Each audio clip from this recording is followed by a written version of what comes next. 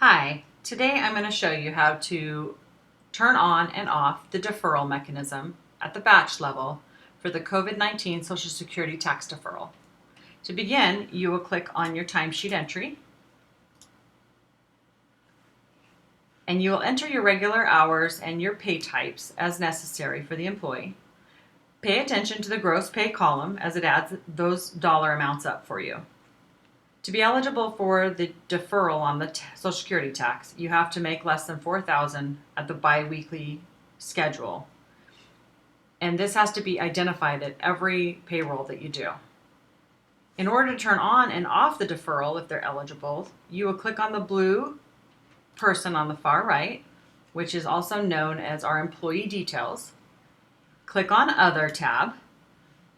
In here, there's a 2020 COVID-19 Social Security deferral that must be turned on or off depending if they're eligible at the time the batch is initializing. So if someone is earning less than $4,000, they are able to defer by clicking that setting. If they're above it, then you'll choose Use Client Level Setting. Remember to save depending on the applicable choice, and then close out of the employee record, and it will take you back to the timesheet where you can finalize your changes and, as normal, submit by finalizing the payroll, and it will send it back to your payroll rep to initialize.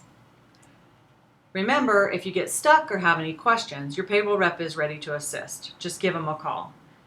Thank you for watching.